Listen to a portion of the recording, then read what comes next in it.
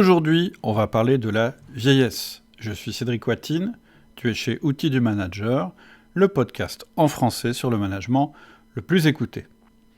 Alors cet épisode, il est pour toi, si tu te sens vieux, ou si la vieillesse te fait peur, ou si tu vois des évolutions chez tes collaborateurs, chez tes collègues, ou peut-être même au niveau de ta direction. Et en fait, j'ai un scoop. En fait, ce podcast, il est pour toi, tout court, parce que on vieillit. Et oui, on évolue. Malgré tout ce qu'on voudrait nous faire croire, on ne reste pas au même âge. Et si tu as envie de me répondre, mais non, mais Cédric, finalement, l'âge, c'est un chiffre. Et ce qui compte, c'est comment on se sent. Je te dirais, t'es gentil, mais l'âge, c'est peut-être un chiffre. Mais c'est un chiffre qui augmente chaque année. Je t'ai préparé ce petit podcast parce que c'est bientôt mon anniversaire. J'ai bientôt 55 ans.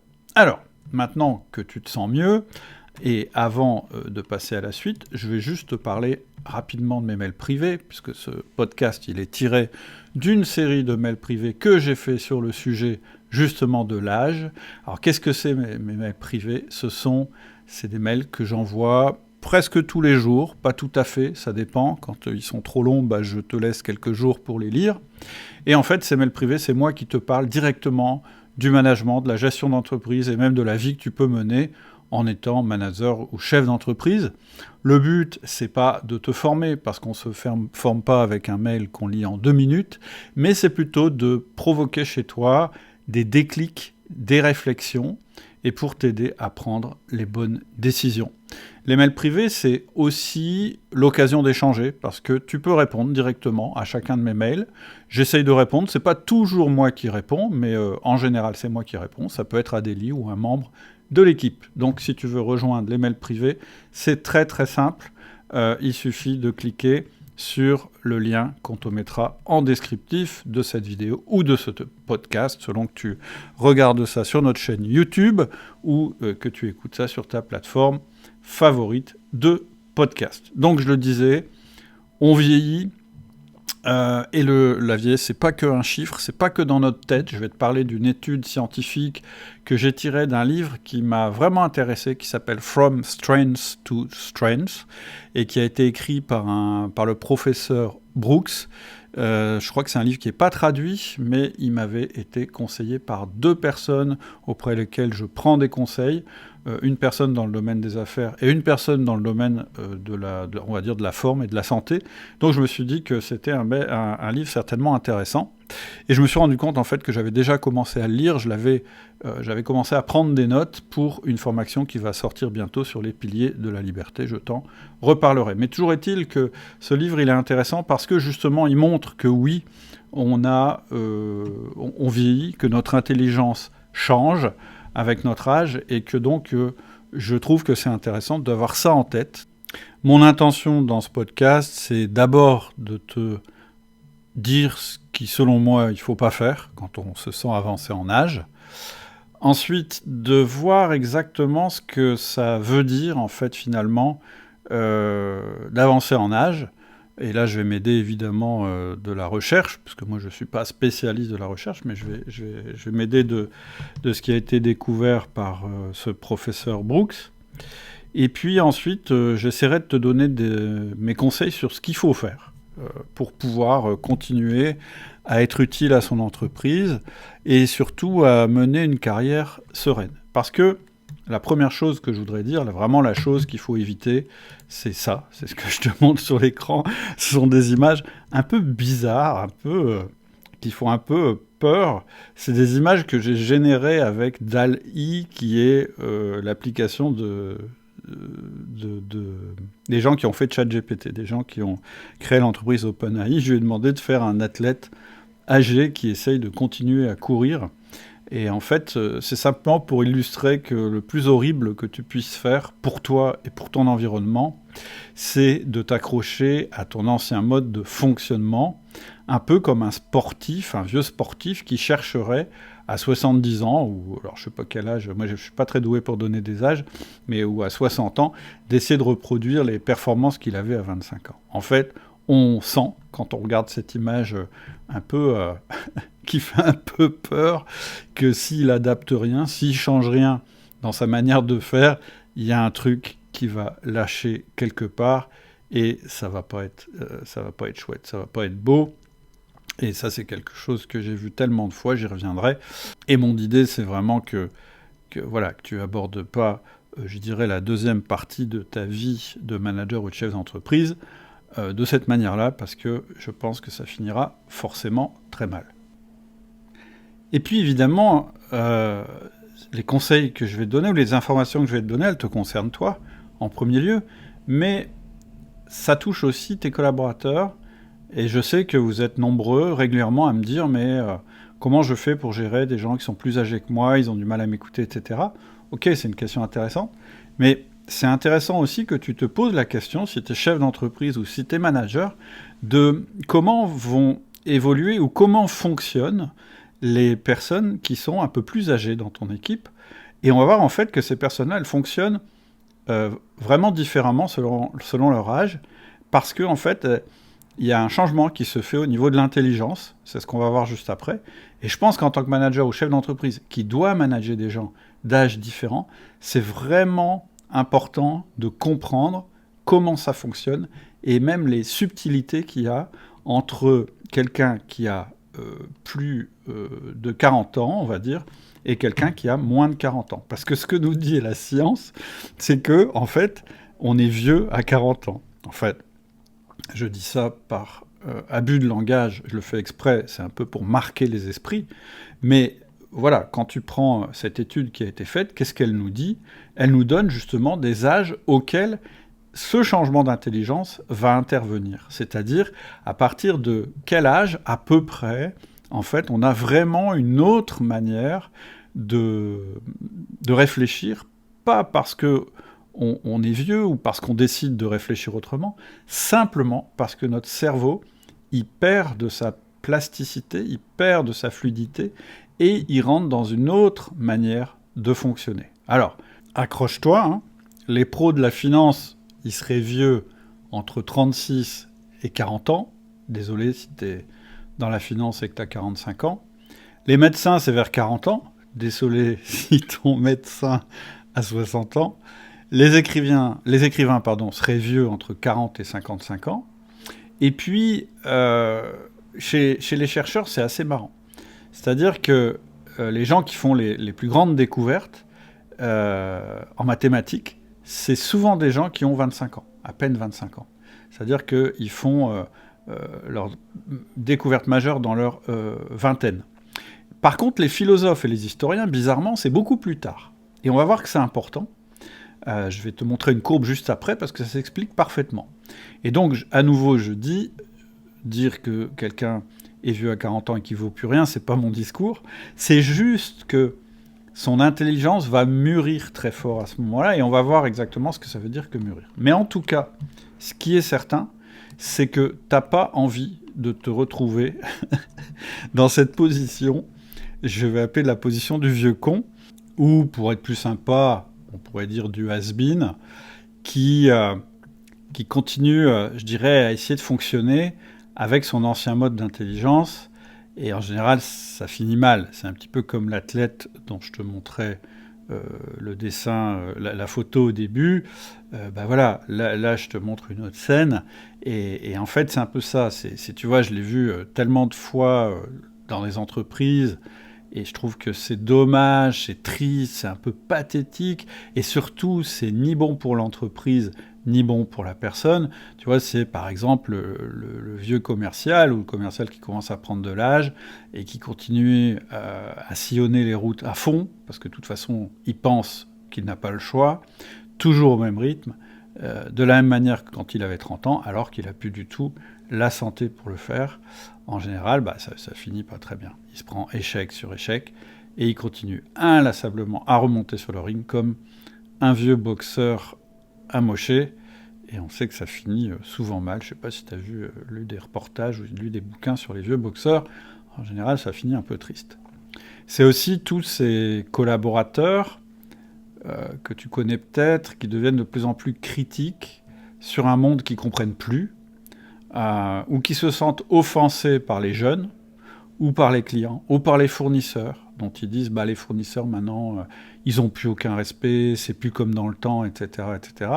Ou les patrons qui prennent plus de décisions, parce qu'en fait ils comprennent plus rien, ou au contraire qui enchaînent les mauvaises décisions, parce qu'ils sont devenus comme des girouettes qui sont prises dans la tourmente, et ils essayent de continuer à fonctionner comme avant, sauf qu'en fait ils n'ont plus la capacité à fonctionner comme avant. Et voilà, ces signes-là, je ne sais pas si tu les détectes peut-être déjà chez toi, ou chez tes collègues, ou chez tes collaborateurs, ou dans ton environnement. Et le pire dans ce cas-là, c'est ce que je disais tout à l'heure en introduction, c'est que ce serait de ne pas être attentif à ces signaux, même s'ils te concernent toi ou qui concernent ton environnement, parce qu'en fait, les conséquences de ce genre de choses, elles sont absolument inéluctables. Ça va conduire au choix au burn-out, ou donc arrêt de travail et compagnie, dépression, ou passage en mode cynique destructeur, c'est-à-dire de toute façon je comprends plus le monde, donc j'essaye d'en tirer le meilleur parti, ou voilà, je suis complètement désengagé de mon entreprise, voire je suis activement engagé dans le sabotage de mon entreprise. Ça peut entraîner une brutale fin de carrière, c'est-à-dire une mise à la retraite un petit peu expéditive. Ça peut être une rétrogradation vexante, ou le pire, un accident de santé, un accident de la route ou un accident de santé. Et donc, en fait, ces symptômes où tu commences à sentir qu'il se passe quelque chose, où tu commences à ressentir un petit peu l'impression que tu t'orientes vers ce que j'évoquais juste avant, c'est juste le signe qu'il faut passer à une autre manière de travailler. C'est un gars de 55 ans qui te le dit, il y a une vie après 40 ans. Alors l'autre hypothèse, évidemment, c'est que je suis un vieux con, mais que je m'en rends pas compte et que personne n'ose me le dire. Mais peu importe, on va parler de science. Donc, en fait, qu'est-ce que dit le livre ? Moi, j'ai juste repris cette courbe, pour moi, qui est très parlante. C'est qu'en fait, on a deux formes d'intelligence. On a une intelligence qui s'appelle l'intelligence fluide, et on a une autre intelligence qui s'appelle l'intelligence cristallisée. Alors, je suis en train de rechercher. Je t'ai mis une définition dans les mails privés très courte de chacune des intelligences. Donc, l'intelligence fluide, c'est la capacité de penser logiquement et de résoudre des problèmes dans des situations nouvelles, indépendantes des connaissances acquises. Ça, c'est plutôt l'intelligence des jeunes.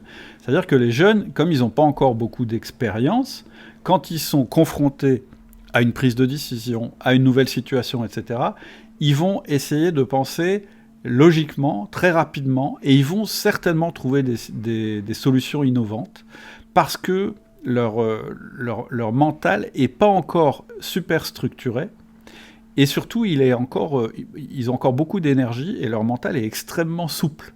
Et donc, ils vont trouver des solutions nouvelles, sans forcément faire appel à des connaissances acquises. Ça, c'est la première forme d'intelligence, c'est l'intelligence fluide. La deuxième forme d'intelligence, c'est ce qu'on appelle l'intelligence cristallisée. Et c'est un peu le contraire, c'est-à-dire que c'est la capacité à utiliser les compétences, les connaissances et l'expérience. Donc c'est pas une histoire de mémoire, c'est une histoire d'accès aux informations qu'on a dans notre mémoire long terme. Et d'ailleurs, c'est logique que cette deuxième forme d'intelligence, elle se développe plus tard, parce qu'elle ne peut se développer que sur l'accumulation des expériences précédentes. Et donc, dans ce tableau, ce que tu vois, c'est la courbe que suit l'intelligence fluide. En fait, ce qu'on voit, c'est que l'intelligence fluide, elle se développe très très vite, jusqu'à à peu près l'âge de 35 ans. Voilà, là, c'est un chiffre, il y a des gens c'est plus tard, il y a des gens c'est plus tôt, et il y a un âge où elle va commencer à décroître, et c'est ce que observent les chercheurs, c'est plutôt autour de 40 ans que ça commence vraiment à décroître, et elle va décroître, et ensuite elle va se stabiliser, cette intelligence fluide. Mais tu vois, elle ne sera pas du tout du même niveau qu'on avait quand on avait 35 ans. C'est-à-dire que très clairement, oui, on va perdre de la souplesse, on va perdre cette capacité à inventer à toute vitesse des nouvelles choses. En revanche, ce qui est intéressant, et là réside notre salut, c'est qu'en parallèle, il y a une autre intelligence qui va commencer à se développer à peu près au même moment, c'est l'intelligence cristallisée, et on voit que celle-là, certes, elle démarre un peu plus tard, mais elle a une courbe qui monte et après qui se stabilise et qui met beaucoup plus de temps en fait à descendre. Et en réalité, ce qu'ils disent même dans le bouquin, c'est que finalement cette intelligence cristallisée, elle ne commence à baisser qu'avec la sénilité, c'est-à-dire à un âge beaucoup plus avancé. Et moi, quand j'ai lu ça, ça m'a fait un tilt. C'est une discussion que j'ai eue souvent avec des gens qui ont eu un petit peu la même expérience que moi. C'est que dans ta carrière, quelle que soit ta carrière, je dirais dans ta vie, il y a un moment où tu te sens un petit peu comme Superman ou Wonder Woman. Et cet âge-là, pour moi, je le situe à peu près justement, moi j'ai eu ça à partir de 40 ans, et je dirais que j'ai toujours cette impression-là, encore aujourd'hui à 55 ans, c'est une espèce de transformation qui t'arrive où tu es... Alors moi j'appelle ça l'âge d'or. Moi j'ai ressenti le fait d'être extrêmement zen, tout en étant infiniment plus efficace et performant qu'avant. En fait, clairement, j'avais jamais analysé ce phénomène. J'en avais déjà discuté avec d'autres personnes qui m'avaient confirmé aussi ce sentiment, cette impression très agréable, mais j'avais jamais analysé le phénomène en profondeur. Je connaissais pas, moi, les deux courbes de Brooks. Et en fait, quand tu regardes les courbes que j'ai présentées juste avant, je vais te les réafficher, en fait, finalement, c'est à peu près cette période où on a les deux intelligences qui sont à leur plus haut. À ce moment-là, on est cool, on est zen, on a réponse à tout, on est étonné soi-même de réussir à turbiner avec aussi peu d'efforts. Et en fait, ce qui se passe en réalité, à mon avis, à ce moment-là, c'est qu'on a moins besoin de faire appel à notre intelligence fluide, puisque c'est celle qui nous permet d'acquérir une nouvelle logique, mais qui consomme beaucoup d'énergie. Et c'est la période où on commence à puiser dans notre intelligence cristallisée, parce que là, on a accès à un stock d'expériences, de connaissances et de choses qu'on a accumulées qui nous permettent d'être bien meilleurs qu'on ne l'était avant quand on n'était que sur l'intelligence fluide. Donc en gros, voilà, c'est mon message d'espoir à ce stade du podcast, c'est de dire que si tu as moins de 35 ans et que tu te sens fatigué, bah, tu vas vers une période merveilleuse, celle que je viens de décrire, que j'appelle l'âge d'or, mais il faut que tu continues à exercer ta curiosité, ton ouverture intellectuelle, par exemple en lisant mes mails privés ou en écoutant ce podcast, parce que tu vas pouvoir puiser dans tout ça très bientôt. Et si tu as plus de 40 ans, bah, tu rentres dans cette période extrêmement intéressante, extrêmement prolifique, et vraiment c'est agréable. C'est-à-dire que tu as le beurre et l'argent du beurre. C'est-à-dire que tu réussis les mêmes performances que tu réussissais avant, avec beaucoup moins d'efforts. Évidemment, il y a un moment où ça va un petit peu se calmer. C'est-à-dire que tu vas passer de ce statut-là de super-héros à ce statut-là. Et là, tu vas commencer à te poser des questions. Donc, tu as été encore un petit peu Superman. C'était la période où tes deux intelligences étaient, je dirais, presque à leur maxi. Mais tu sais que ça ne durera pas. Et désormais, il va falloir que tu trouves ta valeur ajoutée ailleurs. Et en fait, ta valeur ajoutée, où elle va se trouver, si tu te poses un peu des questions et que tu regardes dans tous les sens et que tu te dis « mais qu'est-ce qui va m'arriver maintenant ?»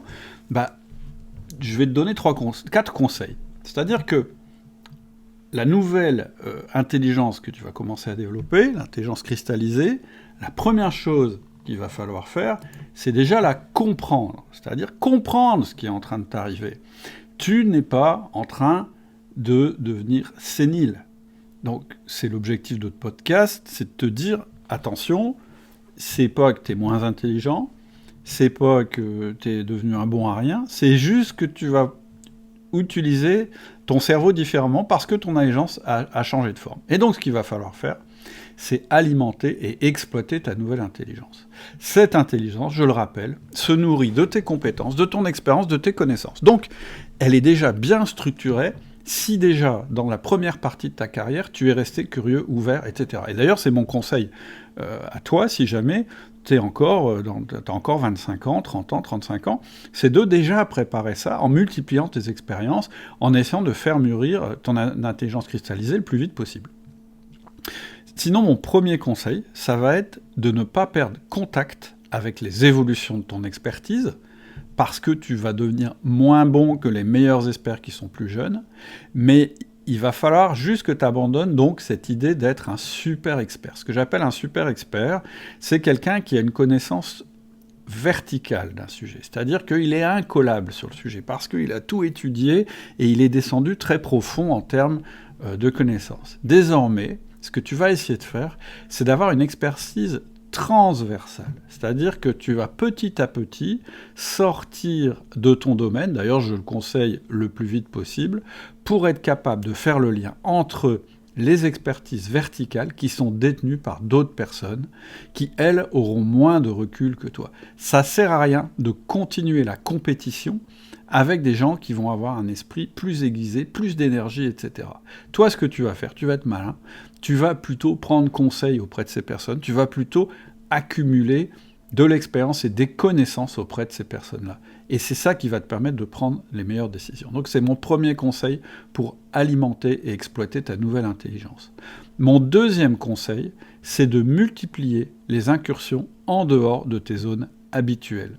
C'est-à-dire que dès maintenant, il faut que tu t'habitues à visiter peut-être d'autres salons professionnels, à visiter d'autres secteurs d'activité, à lire d'autres livres, à discuter avec d'autres managers entrepreneurs. C'est ça qui va te permettre de continuer à inventer des solutions nouvelles, pas en les inventant de rien, mais en créant des liens entre différentes choses que tu auras explorées et en transférant dans ton domaine des idées que tu auras prises ailleurs. Évidemment, je ne peux pas m'empêcher de te parler de la communauté des managers, on a un forum si tu es manager, ou mon groupe d'entrepreneurs, le Ciel, parce que ce qui marche très très bien dans le Ciel, le groupe d'entrepreneurs, c'est qu'on a des entrepreneurs de tous les milieux, de toutes les dimensions, et en fait, ils y trouvent leur compte parce que, justement, ils n'ont pas la même manière de voir les choses. Donc, premier grand conseil, il faut que tu comprennes cette nouvelle intelligence, tu peux réécouter ce podcast pour comprendre, et il faut que tu l'alimentes et tu l'exploites. Mon deuxième conseil, ça va être de te mettre à la communication, si tu ne l'as pas déjà fait. Si tu n'es pas déjà un très bon communicant, il est temps de t'y mettre. Quand on n'a plus l'énergie, quand on a moins de puissance, quand on a moins de force, d'une manière générale, on utilise un levier. Et donc, pour toi, ce levier, ça va être l'influence. À cet âge-là, il faut absolument que tu aies compris comment fonctionnent les autres. Parce que ta force, tu vas la tirer des autres désormais.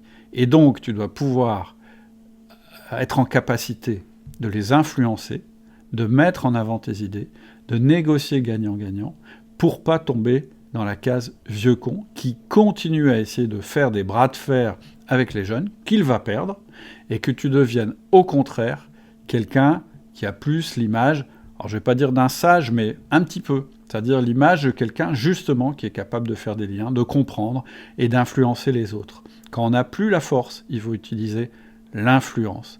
Et ça tombe bien, parce qu'en vieillissant, en général, alors comment on devient plus influent ? La première chose, c'est de bien se connaître. Et donc, à ton âge, l'avantage que tu as, c'est que ça fait pas mal de temps que tu es passé avec toi-même. Et donc, la première étape, c'est que tu aies bien compris qui tu es. Tu peux passer un test de personnalité. Moi, je te conseille le test DISC. Tu peux y aller sur notre site. Et ça va te dire, voilà, vous êtes plutôt quelqu'un qui est dominant, influent, stable, consciencieux. Ça va te donner des informations sur ton propre comportement. Mais ça suffit pas.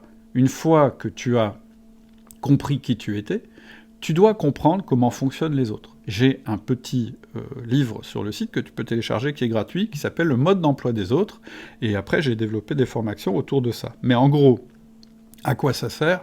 Ça sert à devenir un meilleur communicant. Ça sert à comprendre que tu as un mode de communication à toi, que tu as probablement tout le temps utilisé. Probablement, tu en as abusé, parce que c'est tout, c'est l'apanage de l'âge.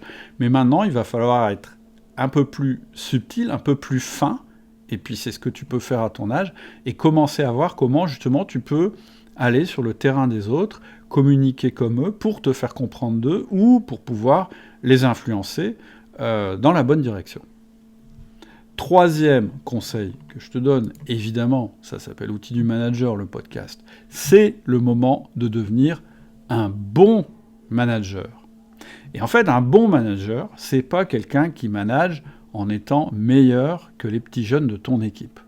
tu n'as plus leur énergie, tu as plus leur souplesse intellectuelle et leur rapidité, ok. Mais en fait, ces caractéristiques, c'est aussi leur point faible. C'est-à-dire que toi, tu peux apporter quelque chose à cette équipe, mais qui n'est pas de l'ordre de la compétition ou de la domination par l'expertise. Toi, tu vas plutôt agir comme un mentor, un sage, quelqu'un qui est capable de les aider en les coachant. Et de toute façon, c'est la meilleure manière de manager. Tu es plus patient qu'avant, tu as plus de finesse qu'eux, tu as plus de recul, bref, tu es leur parfait complément. Et ça tombe bien parce que tu n'es plus capable, comme eux, d'enchaîner d'énormes journées de travail. Donc il va falloir que tu comprennes comment on manage par l'influence, et ça tombe bien parce que c'est quasiment l'objet de tous les épisodes de ce podcast, et c'est ce dont on parle en permanence ici, et c'est ce que j'évoque très régulièrement, quasiment à chaque fois, dans mes mails privés. 4e conseil que je te donne, ton objectif maintenant, c'est de développer les autres. Moi, ma plus grande réussite personnelle désormais, c'est la réussite des autres. Mes collaborateurs, dans mon entreprise, je veux qu'ils réussissent. Puis ça m'arrange parce que finalement, mes entreprises réussissent aussi, donc tout le monde est content. Et évidemment, mes amis du ciel, le secteur indépendant des entrepreneurs libérés. Je t'assure que travailler là-dessus, ça me donne bien plus de plaisir que de réussir à faire les choses moi-même. Voilà, tu n'es plus Superman, tu es plus Superwoman. Par contre, tu peux être à la tête d'une équipe de super-héros, donc c'est encore plus grisant. Donc ce que je te conseille, c'est de développer ton cercle d'influence en aidant les autres, en transmettant ce que tu sais et en transmettant ce que les uns et les autres savent. Tu vas ressentir aussi, je l'espère, en tout cas c'est ce que je te souhaite, cette grande satisfaction d'être une pièce essentielle dans un grand projet qui te dépasse. J'espère que pour toi c'est plus clair ce qu'il faut faire par rapport à toi si tu ressens ces choses-là. Maintenant, l'intérêt aussi de voir les choses de cette manière-là, c'est que ça va t'aider, quel que soit ton âge, à manager ton équipe. C'est-à-dire que tout ce que je t'ai dit ici, ça doit te permettre aussi de te dire, par exemple, dans mes équipes, il faut que j'ai des gens de tous les âges, mais il y a des choses que je peux demander à certaines personnes que je ne peux pas demander à d'autres. Et donc, je t'invite à nouveau à composer tes équipes de cette manière-là, et surtout à inciter les gens à collaborer de la même manière, c'est-à-dire dans les zones où ils sont encore les meilleurs. Je te donne un exemple. Ça ne sert à rien de continuer à demander à un commercial de 50 ou 55 ans de faire la route, de le noter sur le nombre de visites qu'il fait, parce que de toute façon, il sera capable de faire moins de visites qu'un jeune. Mais par contre, ce que je te conseille, c'est de réfléchir à lui donner un rôle de mentor dans l'équipe et à lui donner un nouveau rôle qui va bien mieux correspondre à sa nouvelle forme d'intelligence. Là, c'est toi qui décides. Je t'invite à analyser tes équipes, à regarder comment tu travailles et à revenir vers moi avec les idées que ça te donne via les mails privés. Je te souhaite une super semaine et je te dis à bientôt.